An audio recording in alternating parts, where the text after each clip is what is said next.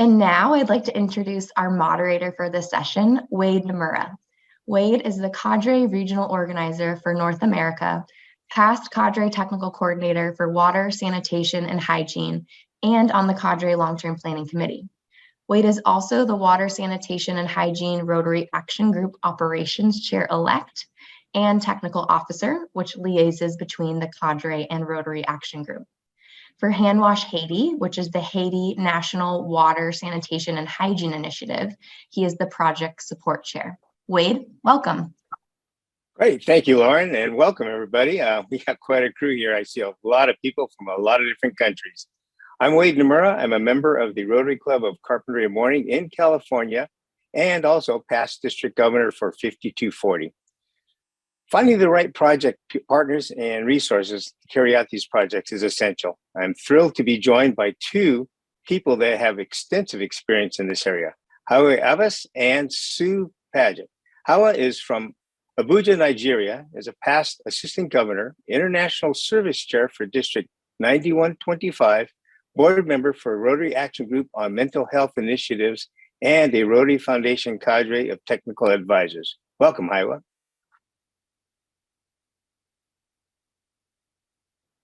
Thank you, Wade. Hi, everybody. Morning, afternoon, evening, wherever you are. I'm delighted to be on this panel. It's an honor to be able to share my experiences as well as learn from others. Thank you, Hawa. We also have with us Sue Paget. Sue is from Cape Town, South Africa, is the global CEO for the Rotary Action Group of Family Health and AIDS Prevention. Welcome, Sue. Thank you, Wade and Lauren. And hello, everyone. I'm Sue Paget, the CEO of the Rotary Action Group for Family Health and AIDS Prevention, commonly referred to as RIFA. RIFA is a global Rotary Action Group and mobilizing partner for Rotary International, dedicated to disease prevention and treatment across Africa and India. Our signature program is called the Rotary Family Health Days. Finding opportunities to effectively partner and leverage resources for projects is a big role I play as CEO, and I'm so excited to be part of this webinar and share my thoughts and RIFA's best practice on this platform. Thank you, Sue. It's a privilege to have both of you sharing your knowledge and practical experience with us. I'm sure the attendees will appreciate how we put this team together, because you'll see it is completely international. We have a very good showing of international in this panel. Thank you, Hal and Sue.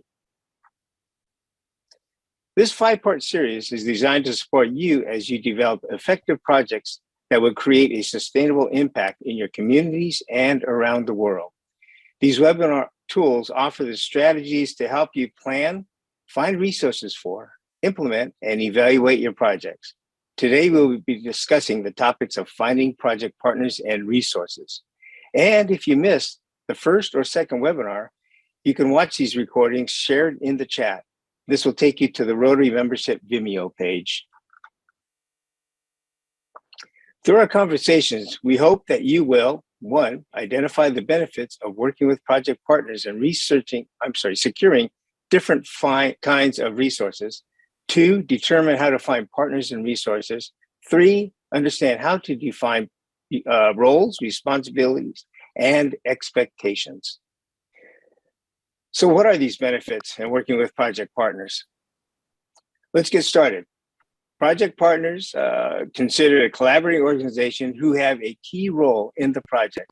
Examples include Rotary clubs, Rotaract clubs, community members from the benefiting community, community organizations, local governments, healthcare groups, and corporations. So what are the benefits of working with partners, especially when it comes to service? Sue, I'd like to give you a first chance at responding to that. Thank you, Wade. Very important points. In our experience, project partners play an integral role behind the success of any project. The benefits of working with project partners means drawing on additional external expertise, which enables the creation of a program of scale, which in turn supports the impact of our activities to achieve our results. Our action group has developed a strong community-based public-private partnership model that enables us to execute our large-scale national health campaigns to deliver free healthcare services to underserviced communities. I'm happy to share how this works today. In each country of operation, as you can see on the visual on your screens, we work with Rotary International clubs and districts, governments, private sector, NGOs, and media partners, and of course, the community that we serve. RIFA, the action group, is the convener. We are the partner that holds it all together. It's a bit like building a puzzle, I think. Each partner is selected from a country or community needs assessment where gaps are identified.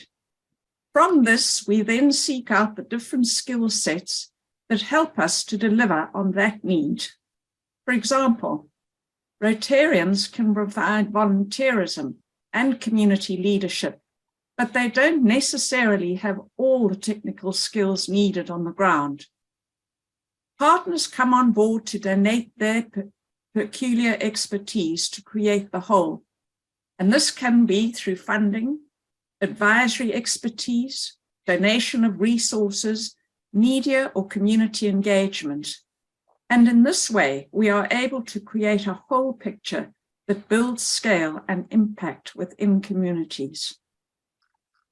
It is important for each partner to have a defined role and clear set of responsibilities. This ensures that no one competes.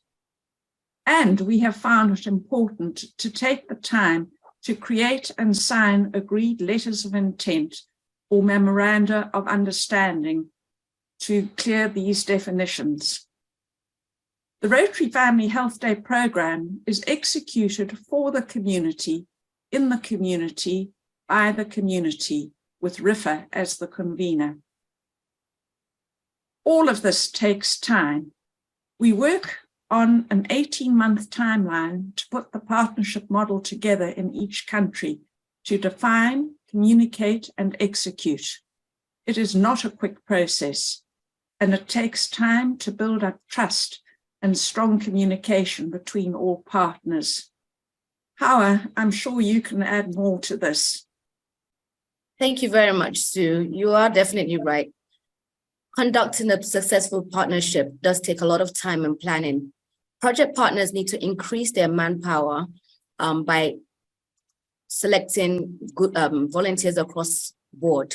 Volunteer hours are very important and instrumental to Rotary's projects. Rotary clubs should always work formally with the local government to ensure that their activities are recognized and included in the government's annual reports, as this increases the sustainability of the project. We can work with the police, religious groups, traditional groups also should not be left out. We need to start utilizing Rotary Community Corps as partners. Rotary Community Corps members are in the community and on the ground, helping to build trust and ownership in the communities. RCC bridges Rotarians to the communities because sometimes we can be seen as outsiders or part of the government structure. This will help us to build relationship with the community gatekeepers, such as the chiefs, the women leaders, and the youth leaders. So you did mention needs assessments. Now imagine the impact of your project when you include part of the beneficiaries from the planning stage to the end of the project. This would definitely build the sustainability of the project. Now, an example of this is, when I was involved in a project with Rotarians, we had to go to a community and we wanted to give them water. We were so excited after drilling and discovered water by a huge tree in the village square. Unfortunately, the elders did not share in our excitement. They refused the borehole. Apparently, the tree provided shade during their evening meetings. Working with the RCC, we were able to quickly come to a solution and move the borehole location to the government primary school. Now, without this RCC, the outcomes could have been different and they could have also taken longer. Another example is a recent partnership by all the districts in Nigeria, partnering with the Peace Institute of Nigeria and the Independent National Electoral Commission. Now, all 4 districts in Nigeria came together to build a peace project where they were trained as domestic observers for the general election. Now, this is the first of its kind for Rotary globally. Thank you both, by the way, for excellent examples. Clearly, there are many benefits in working with partners, including your project being sustainable because the community, both as local experts and volunteers, are involved with the delivery and development of these projects. So where should we look for these partners and resources? Now that we understand the benefits of partners, where can we find them? As it turns out, there really is no shortage of these partners, especially within these communities. We just now had a chance to look to see where to find them. Let's first hear from District 5930 International Service Chair, Member and Technical Officer for the Rotary Action Group on Refugees, Forced Displacement, and Migration, and Cadre Technical Advisor, Elaine Hernandez. An African proverb says, if you want to go fast, go alone. If you want to go far, go together. Let's examine how Rotary members can develop effective partnerships to leverage resources and create sustainability for our community service projects at home and abroad. All projects funded by the Rotary Foundation begin with a community needs assessment. The question is, who can help us with this assessment? One answer is the academic sector. Look to your local colleges and universities to find professors who would like to engage their students in real-life projects that apply their knowledge gained through the courses being taught. Examples are schools of social work, public health, or business and economics. Students can conduct surveys of local communities, holding focus groups, and writing up findings that identify the needs and priorities of the targeted beneficiaries. The students contribute to developing our project proposal, and they receive academic credit, creating a win-win situation. Another important sector is referred to as local authorities. These are government offices that are responsible for public safety, public health, public education, and economic development at the local level. Depending on the area of focus of the project proposal, it is important to consult with local officials representing the municipality, the Ministry of Health, the Ministry of Education, or Workforce Development. These officials also have goals and needs to which we can align our project. They also may have data and reports that could help to justify our project. And they become the anchoring institution that will sustain the program after we conclude our project. The other important sectors of society are the private sector and the nonprofit sector. Organizations from these sectors are often members of local chambers of commerce. Chambers of commerce offer networking opportunities for its members to conduct business or promote causes. By engaging these sectors in our projects, we also strengthen sustainability of our project by helping to identify future funding opportunities which could be provided by these private and non-governmental organizations. The final sector of potential partnerships can be found in the faith-based sector of the community. Churches, synagogues, temples, and mosques are often working to address local needs such as poverty, hunger, homelessness, disease, or illiteracy. Aligning our project work to this sector also helps to lead to sustainability of our investment. In conclusion, our Rotary clubs can develop new partnerships with its community that will lead to more effective and sustainable projects, new leads to growing club membership, and new platforms to tell our Rotary story. So reach out to the different sectors of your community today. Together, we will go farther. Thank you. Excellent video. Thank you, Elaine. Elaine just gave us 4 great ideas on where to find these partners for your project. Now, I hope you wrote those down. Hala Sue, let's hear from you on that same question, finding partners and leveraging those resources for projects.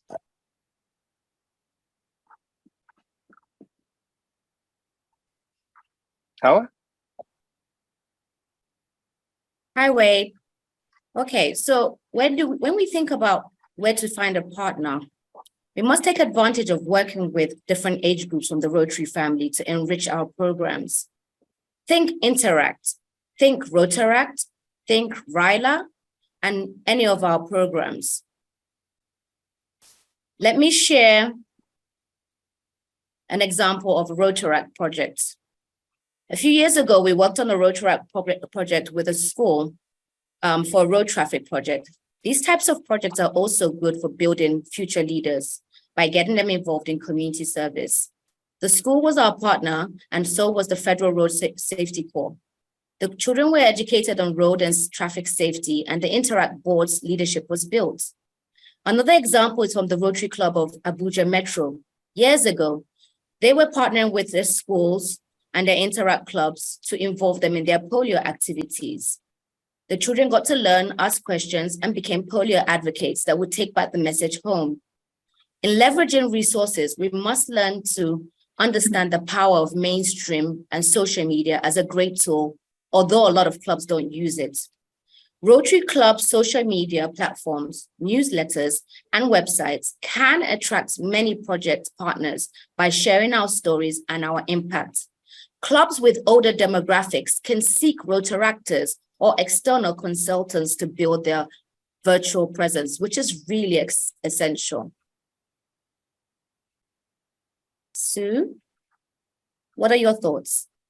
Thanks, Hawa. I think you've highlighted some really important points. And elaborating on some of those, I would say that involving Rotaract and Interact members during our Rotary Family Health Days has benefited our program enormously. They're a vital resource and come with energy and expertise, especially around IT and social media. In fact, in recent feedback from a pilot program that we're planning for Tanzania, we've heard that Rotaractors have literally saved the day with their enthusiasm and reach into the communities. As an action group, RIFA works within Rotary resources, structures such as global grants for funding. But we also have built external resource mobilizations through working the public-private partnership. It's very important that partners have some skin in the game. Social media, as Hawa has said, is another brilliant tool to put the word out about your project, get people involved, and catch the interest of potential partners. We've been using social media for quite some time now in communities to share updates about the program, and it certainly does bring the attention of many clubs and other external resources who wish to learn or partner with us for future projects. It's also helpful, of course, to be able to refer to an up-to-date website if the project or program has one. Another effective way we have found is to use resources like Rotary Showcase, as well as club and district newsletters. These platforms certainly get messages to the Rotary family. When we get local Rotary clubs involved in a health day, they help us with deciding on which communities need our services the most. This is done in collaboration with all community stakeholders.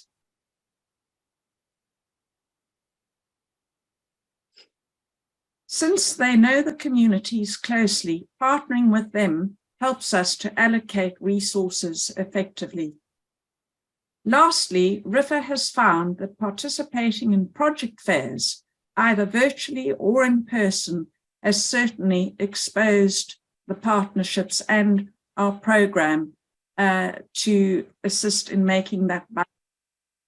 And I think that COVID has shown us over the last few years how important that face-to-face exposure is and in making things happen.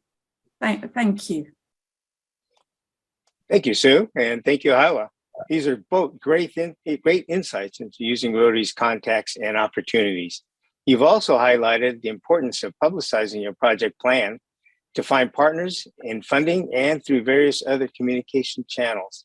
Another communication channel that you may want to consider using is the Rotary Showcase, which is supported by Rotary International and allows clubs to post online to find partners and resources.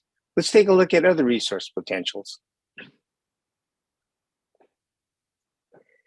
What other resources should we be considered beyond financing when planning a project? Sue, I'm going to start with you with that question. Well, apart from financing, material, equipment, people, management, developing of structures, and developing a strong communication system to keep everyone aligned. This is not easy and it takes time. Time, of course, is a resource we often underestimate. Volunteer time, planning, and execution time. We need to factor these into the planning from the get-go. These resources mentioned above are essential components that one needs to plan for and allocate before the start of the project. Otherwise, delivering the project effectively and achieving high-quality results is impossible. For example, RIFA has developed a robust monitoring and evaluation system together with the South African Ministry of Health, the Centers for Disease Control and Prevention, and internal Rotary expertise. This has enabled us to collect data at each of our health interventions. We also conduct exit interviews and 3-month impact studies so that we can track linkage to care. It is vital and valuable that this resource can prove impact, and it assists in measuring our sustainability as a program. It is just one of many components that needs planning and resources to develop and maintain. Again, Howard, over to you. I'd love to hear what you have to say. Thank you, Sue. So I would like to emphasize on the fact that you said we do underestimate the time it takes to plan a project. In this, I want to say to all Rotarians to think checklists. When you are planning programs, checklists are really important for you to be able to plan yourself, structure yourself, and it does really save time. Planning and using checklists makes us understand who is responsible for what. I would like to expand again on time as a resource by using specific tools for planning. As Sue mentioned again, we always underestimate the time that is required. The Rotary Learning Center is a good place to start building capacity and understanding of project planning. A huge resource is identifying local NGOs with similar visions and missions to the project that you're planning. Building relationships is important. Technical support can never be overestimated. As Rotarians, we also need to plug into existing government projects. Most times, Rotary clubs can benefit from in-kind donations to support their projects. For example, if you have a club that has partnership with a health facility or a government school, you can reach out to companies that sell paint or other building materials to support renovations. Now, renovations are so important for primary healthcare centers and schools, and you can get in-kind support to help improve your budget planning and reduce the amount of money you have to fundraise. This partnership can build morale as well. Now, imagine renovating a school or a primary healthcare center. You're building the morale of those that are working in that facility. You're building the morale of the patients that are coming into that facility. You're building the morale of the students that are going to those schools. How amazing can that be? Thank you, Sue and Hawa. Those are both great points you highlighted, including the addition of resources which you should take into consideration when we are planning these projects, including time. You both emphasized a lot on the time factor. Resources could also include people who have knowledge and leadership, existing services, natural resources, and infrastructure. So how can Rotary project planning resources assist Rotary members in planning these projects? As we all know, service projects, no matter how small, take a lot of time and effort to be successful.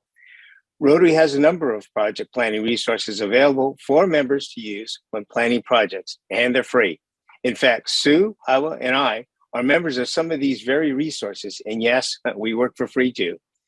So how can Rotary Project Resources assist Rotary members when planning these projects? Let's first hear from current Rotary Foundation Trustee Chair of the Rotary Foundation Cadre of Technical Advisors and my boss, Marcelo Haig. The biggest challenge in designing a project is related to the community assessment. Imagine that your club identified the possibility of improving the learning quality in a school by updating the computer system, using an educational software, and training teachers. Based on this definition, the responsible and their team must design the project cycle with the resources engagement.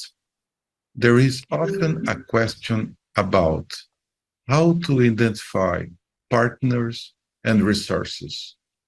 We recommend starting this process with volunteers from the Roast Club and International Sponsor Club.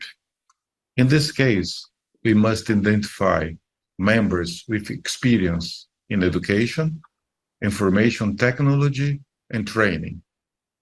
Another resources approach is related to project management competences and skills, such as planning, execution, time management, budget, and financial control, monitoring, and reporting. Still in Rotary, we recommend getting in touch with the Rotary Action Groups, the RAGs, the Rotary Foundation Cadre of the Technical Advisors, and District International Committee Chairs, the DISCs. Other partners are non-Rotarian participants, such as universities, public authorities, and foundations. A key aspect of non-Rotary partnerships relates to learning to work in teams with different organizational cultures. Organizational culture is the collection of values, expectations, and practices that guide and inform the action of all team members. For this integration, we should develop an alignment of the participants of vision, purpose, and goals. The critical factors to develop a quality project is to implement a collaborative and creative team, Rotarian and non-Rotarian technical resources, and implement a learning scenario so that we can assist an efficient planning project process to clubs and districts. Thank you. That was great. Marcelo just named a number of project planning resources that Rotary members have access to through the Rotary family. Don't take these resources for granted, though. I think it's important that we realize there are a number of technical experts and members knowledgeable in these projects and project development that would be able to help your club out, your club specifically, with these projects. Sue, Haiwa, what suggestions do you have? Haiwa, we'll start with you first. Thank you, Wade. As our boss said, cadre technical advisors are essential for project planning. Now, cadre technical advisors cover all areas of focus and are available to provide directions for projects. During my time as the district chair for community service a few years ago, my district governor approved simple templates I created for clubs for reporting, budgeting, and more recently this Rotary year as the district international service chair, I created a handbook with my team for clubs using Rotary resources to support grant applications and DISC resources. Now we need to think exploring working with DISC more and the Rotary Foundation committees to clarify if your club is eligible for DDF, that's District Designated Fund. How much is available in your district for DDF? What is the eligibility criteria? How many clubs are missing out on the opportunity to benefit from DDF? Also, let's think exploring partnerships with sister clubs. For example, your club can partner with another club to co-sponsor a Rotaract club, an Interact club, or an RCC club to build stronger teams for your host communities. Our Rotary Action Group Mental Health Initiative, RAGMI, created the Wellbeing in the Box toolkit that introduces a protocol for referrals and a depression awareness curriculum for youth groups and school ages. The outcomes are improved knowledge, attitude, and confidence in help seeking and sharing. This change is measured through surveys before and after.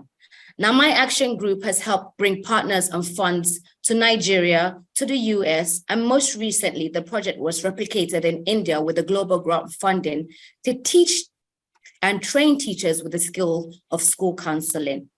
How great is that? We're missing out on so many opportunities that are available on Rotary platforms.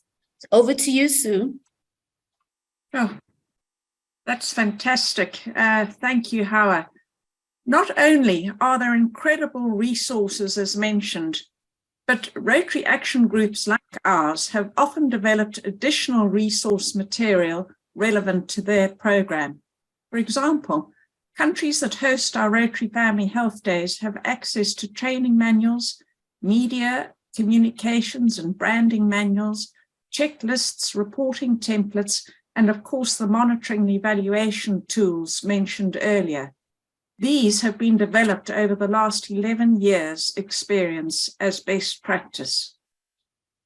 Not only is it important for organizations to provide the standardization, but it is a huge help and time saver to clubs, districts, and countries when engaging with us all to execute a particular program or project. As action groups, we are all mandated to have representation from a Rotary International cadre member on our board of directors who guides us in his or her particular area of expertise.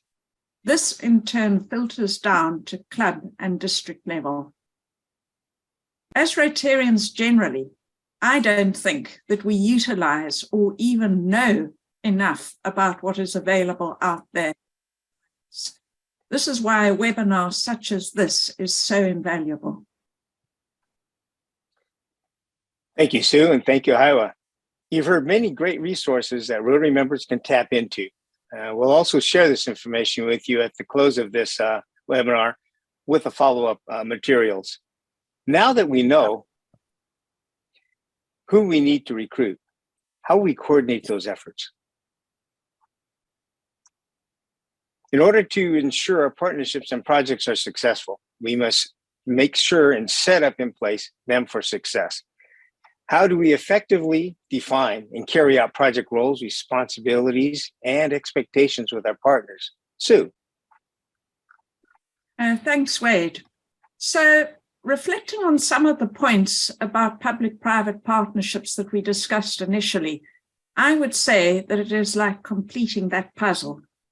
Firstly, identify through consultation and a gap analysis what skills or resources are needed and follow the science data.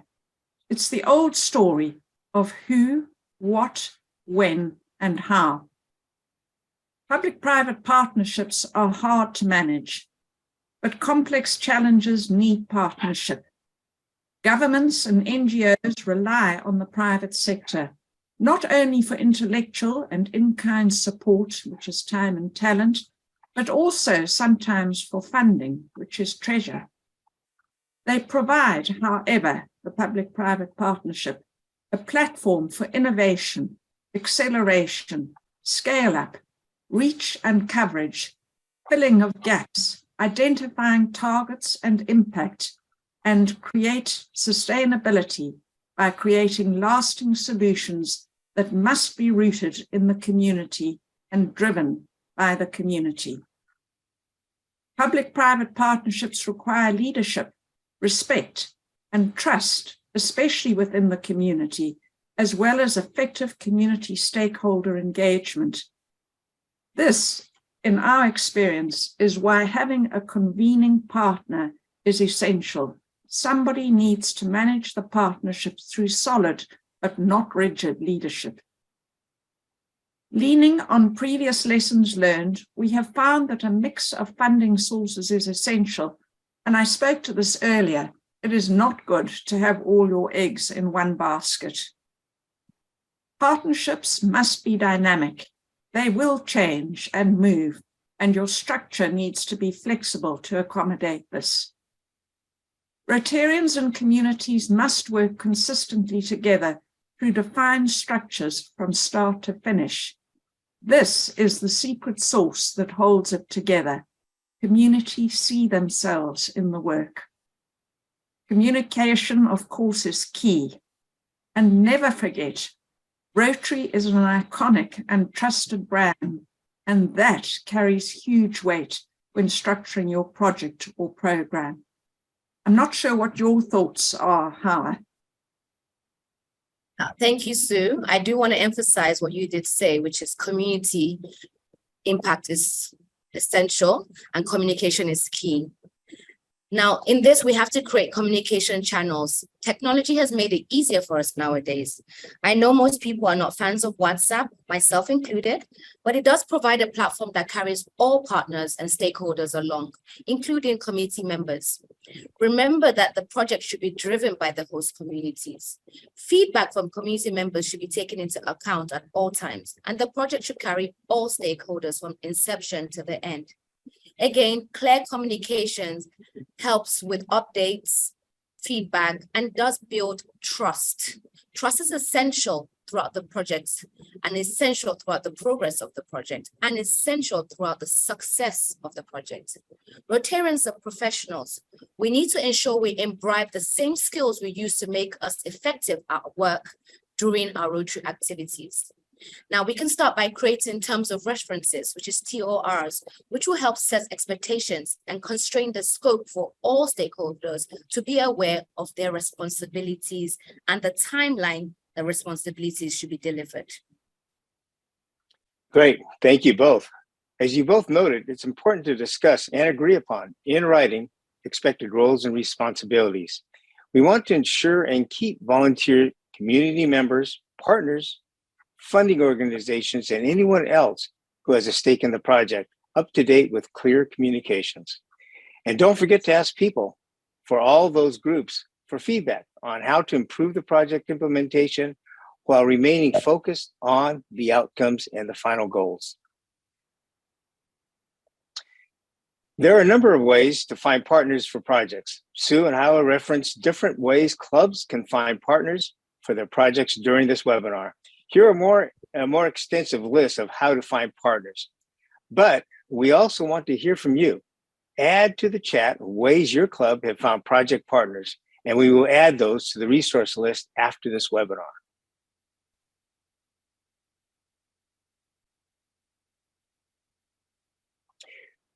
We've also referenced a number of Rotary project planning resources during this webinar, including the cadre of technical advisors, Rotary action groups, district international service chairs, and the Rotary Corps.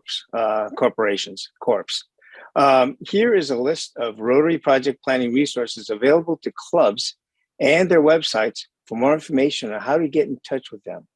We will also provide more information on these resources after the webinar. Okay, it's your turn now for questions. Some of these questions were submitted in advance and some have come in during this webinar. You can use the chat function to submit your questions now. And before it gets too crazy, I'm going to hand this over to Lauren. Great. Thanks so much, Wade. And thank you, Sue and Hawa, for sharing your insightful experience with us. We do have a number of questions relating to this topic. So Wade, let's start with a question for you. And the question is, how do you identify different partners for projects? Thank you, Lauren. I guess that was payback for handing it to you first. Majority of the partners should come from local resources. Community assessments include not just needs, but also the assets. The more you can secure locally, the more likely you will have sustainability because these resources are usually available locally and not from an international partner's physical location. Take, for example, health education. Having materials implemented and done by local resources means they are available, first of all. Also, they're developed with local traditions and customs considered and usually have more effective ways of delivering these lessons. The same is true for components. Using labor and paying for their services instead improves the local economy, trains locals on how the systems work so they could have a better understanding, not only for maintaining the systems, but also for repairs. And it gives them ownership of the project. Thanks, Wade. Really important points of how to invest in a locally driven project. So another question we have, Hawa, we'll give this one to you. What are ways to ensure a project continues to be host and community driven despite the various partners that may be brought into a project? Thank you, Laura. That's a great question. Now, I have been emphasizing on involving all stakeholders. We have to create an inclusive team with the young, the old, both the men and the women. Where possible, include all the Rotary family. As I said earlier on, think Rotaract, think Interact, think Rota Kids, think Rotary Community Corps. These partnerships will help build a rich and robust team in the host communities that will again build sustainability after the Rotarians have left. Now, also, you have to create a safe environment that ensures opinions are respected. That we are Rotarians does not mean that we know it all. That we are Rotarians does not mean that we should not listen to those that we are trying to benefit in their communities. We also need to start encouraging storytelling within the communities. This will forge a greater sense of pride, ownership, and trust. We should also think about planning projects with recognitions for special contributions from community members. Again, if you do not have a Rotaract club, an Interact club, RCC club, this is the time to start thinking about building partnership with a sister club to be able to co-chatter or co-sponsor one of these. This will definitely help build the continuity in the community and ensure your projects are more sustainable. Thanks so much, Hawa. I really like the word that you used, inclusivity. All right, we will move on to the next question. Let's see, Sue, we'll give this question to you. In the beginning stages of project planning, how do we as Rotary members effectively approach partners to ask for their involvement in our projects? Thank you, Lauren. I think it's about doing the groundwork within the community to carve out the project or the program. Once you have that needs assessment and plan in place, you can identify the who and the what. Then the power of the Rotary brand will open doors within that community and beyond. And finally, for me, it is authentic passion and belief, resilience and perseverance to achieve what you believe in for your project. Thanks, Lauren. Thanks so much, Sue. Really excellent points. All right, moving on to our next question. Hawa, we'll go back to you on this one. How do we effectively engage with the media as partners in our projects? Thank you for this question. This is such an important question that most clubs fail to think about when planning their projects. Working with the media is essential and important in getting our message out there.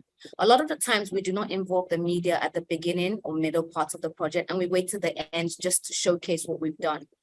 This really rubs the media the wrong way. And so I ask all clubs to be intentional about your media platforms. Be intentional about the media platforms you choose to engage. Awareness from publicity and promotion is important to keep the conversation going. The media should be aware of the project goals and details from inception and be carried along throughout. Have a clear message. Now, to help you, you can prepare press releases in advance to support what you want the media to be able to project. This is essential and great to be able to make sure that we get the right message out there. Great, thanks so much, Hawa. Wade, we'll come back to you. In your experience, what have been some successful ways to maintain relationships with partner organizations? It's all a matter of investing time and energy when building these relationships. This includes during the project research, project planning and development, and the implementation and maintenance of these projects.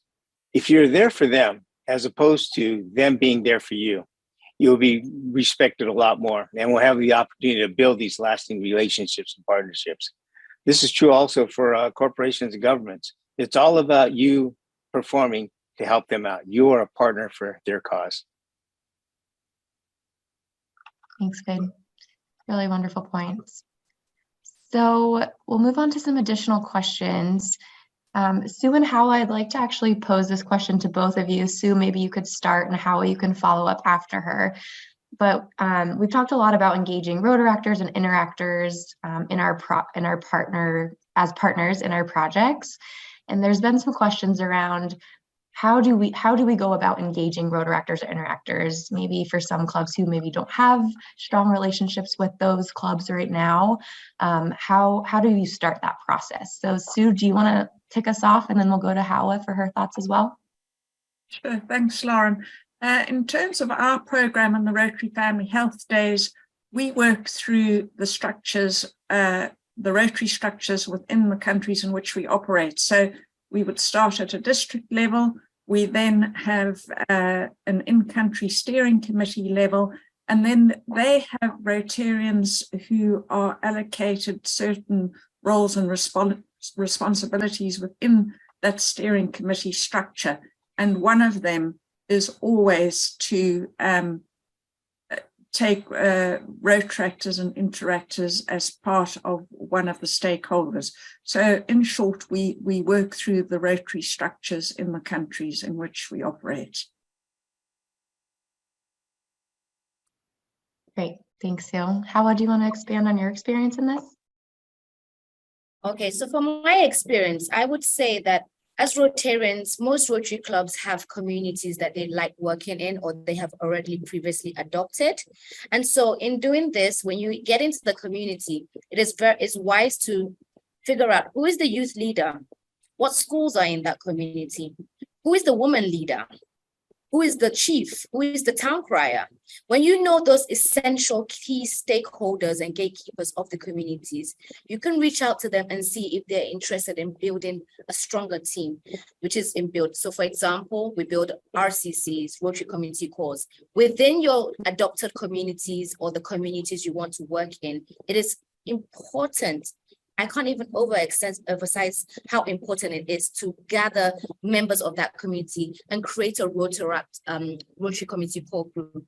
These groups they help save time, they help build manpower hours, because they help in the project. So as Rotary clubs, many Rotarians are busy with their classifications and cannot attend all community projects. But when you have RCCs within the communities, or you have Rotaract, a community-based Rotaract within the communities, it does really increase the number of people that are involved in your project. And again, as I keep emphasizing, it increases the sustainability of the project because you are working with the beneficiaries of the community. And that is, all I can say is wow for your projects. Thanks, Howa. Relatedly, one of the questions we also received was how can we help a Rotary club develop a local Rotary Community Core? And I think you've talked about how you can do that by engaging in local leaders. Is there anything else you'd like to add in terms of a best practice for organizing and working with RCCs? With RCCs, we have to look at them as partners, just as we have to look at Rotaractors as partners and interactors as partners. A lot of clubs sometimes fail in these partnerships because they chatter them and then they ignore them, rather than chattering them and, grooming them and, to be able to groom them the way you will groom your own Rotary club. If you chatter an Interact club, RCC club, or Rotaract club, you need to groom them. And it's in grooming them that you get the best out of them. If you're creating t-shirts for your Rotary club, also create t-shirts for your community-based clubs, like your RCC, your Rotaracts, and your Interact. If you're creating, the way you create structures for your board, teach them as well how to create structures for their board. Ensure that you're involved in their elections, just as the way we do our elections in the clubs. When you do things like that, you are growing the leadership of the community and definitely building interest in those groups to be able to execute all the projects that come into their community. I hope that covers it all. Awesome. Yeah, really good examples of how Rotary clubs can take action around that. Thank you. Wade, I'm going to transition back to you. We received a question that was asking, for clubs who may not have some of the Rotary project planning resources available in their own districts, such as maybe a district resource network or a cadre. Are individual clubs able to call on resources in other districts? I assume that's a question for me. The answer would be yes, without a doubt. I think the easiest way and best way is to reach out to whoever you see on the screen here. We would also be able to assist you with any resources you have or you would need. Thank you. Now back to me. As a wrap up, please tell us in chat one action item you'll take with you as a result of this webinar. And Lauren, given time, hopefully you could read a few of those suggestions or action points. Thanks, Wade. Yeah, we'll wait for some of the responses to roll in. What are some actions you're going to take as a result of this webinar? Organize a training on partnerships. That's a great action. Talked about giving lots of different ideas on how to interact with host countries and developing community partners. Talked about attending project fairs, partnering locally, getting familiar with project planning tools, and proactive engagement of media. All really great actions. Thank you for sharing. Wade, I'll hand it back to you. All right. With that, this is a wrap up. I would first like to thank Lauren for putting this together. Outstanding job. By the way, we didn't mention the staff behind this. We have a full team of people working behind the scenes here, making sure that these webinars are pulled off correctly. I'd also like to thank our amazing panelists. Hala, Sue, thank you for your time, your energy, and your expertise in sharing your experiences. We hope you enjoyed the webinar and received a few takeaways. We also hope that you'll join us in the next webinar in the series, that is Measuring Results, Demonstrate Your Impact, which is scheduled for May 4th. Thank you all for attending. We hope you got something out of this. Again, feel free to reach out to us at any time. We'd be happy to help serve anything you want to do, any projects you have. With that, goodbye for now. Thank you. We hope to see you all very soon. Please, again, stay in touch with us because you are doing the great work for Rotary.